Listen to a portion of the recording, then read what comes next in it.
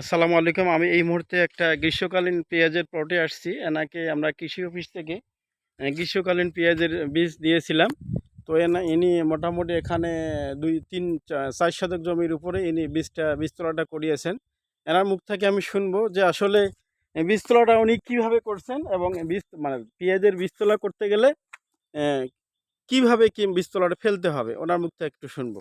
মোস্তাকুর ভাই, আপনি বলেন তো আমি কিভাবে দেখতেছি বীজতলাটা করছেন? যে প্রথমে ভালোভাবে জমি চাষ করে তৈরি করে শেষের চাষে আমরা দিছি আপনার এই সার কীটনাশক দেওয়ার পরে জমিটাকে ফাইল করছি মানে পাটি পাটি করছেন। পাটি করার পরে এই যে দেখতেছেন যে প্রথমে চাষ দিয়েছেন, তারপর বেড করছেন। বেড করছি, বেড করার পরে এইভাবে দিয়ে করছি।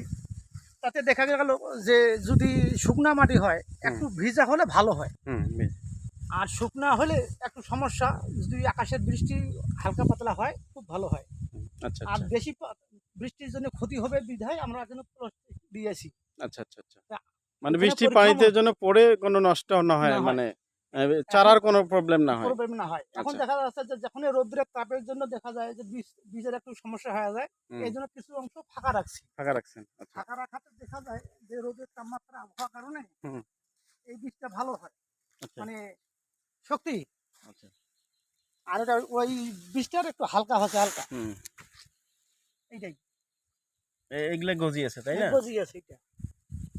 এইটাও দিছি আমি পরীক্ষামূলক যে বাইরে আবহাওয়ার কারণে কেমন হয়। দেখতে পাচ্ছেন এটা কিন্তু পুরোটাই জার্মিনেশন 100% হয়েছে। এটা গ্রীষ্মকালীন পেঁয়াজের বীজ। তো পেঁয়াজের বীজ যে ফেললেন, প্রথমে আপনি কি করলেন? পেঁয়াজের বীজগুলো একটু রোদে শুকালেন। 10-15 মিনিট আমি 10-15 মিনিট রোদে শুকাইছি। শুকার পরে ঠান্ডা করলাম। ঠান্ডা করার পরে প্রায় 8.5 ঘন্টা আমি কিন্তু ঝুলে রাখছি কাপড়ে।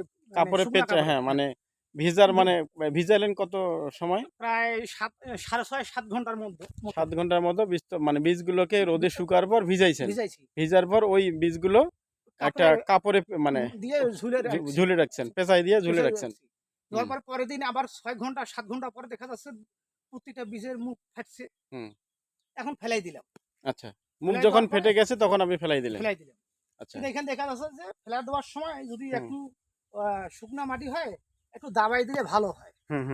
নতুন হিসাবে দেখতেছি যে শুকনা মাটি হলে একটু চাপ দিলে প্রতিটা বীজে গাজাবে। আর যদি ভিজা হয় তাহলে ওইটা প্রয়োজন হয় না। এই আর তারপরে এরপরে যদি আল্লাহ করে যদি হয় পেঁয়াজের চারা রোপণ করার জন্য জায়গা রাখিছি, ওইখানে শাক দিছি। এখানে লাউয়ের যেমন দিছি, আপনার লাউয়ের বেড দিছেন। এই শাকটা হয়ে গেলে, বীজতলা হয়ে গেলে এখানেই আপনার ফাঁকা হবে এবং এখানে আপনি পেঁয়াজ করবেন। আর যদি দীর্ঘমেয়াদী কোনো আবাদ করে দিলে তো আমার পেঁয়াজ কোথায় করবেন? অসুবিধা হয়ে যাবে। এই জন্য একটু শর্ট টাইমের মধ্যে যে আবাদটা হয় ওইটা করে দিয়েছি। সামনে আছে আবার ওই কলমি শাক আছে। কলমি শাক আছে, হ্যাঁ। ওইখানে লাল শাক আছে, ওইখানে দেখা যায় মূলা শাক আছে। মানে এর মধ্যে চারাটা হয়ে গেলে আপনারা এর মধ্যে শাকসবজি গুলো হয়ে যাবে, আপনি খেয়ে নেবেন। তখন ওই জমিতে, মূল জমিতে আপনার পেঁয়াজ করবেন। তো ওনাকে অনেক ধন্যবাদ যে কিভাবে পেঁয়াজের বীজটা ফেলতে হবে ওনার মুখ থেকে শুনলেন। আমরা অবশ্যই মানে পেঁয়াজের বীজতলা করতে গেলে অবশ্যই এই নিয়মগুলো মেনে চলতে হবে এবং এভাবে ফেলতে হবে। আজকে ওনাকে অনেক ধন্যবাদ। আপনারা ভালো থাকবেন, সুস্থ থাকবেন এবং আমি আবারও বিভিন্ন কৃষিমূলক ভিডিও নিয়ে আপনাদের সামনে হাজির হব। ভিডিওটা ভালোভাবে দেখবেন এবং শেয়ার করবেন। আসসালামু আলাইকুম।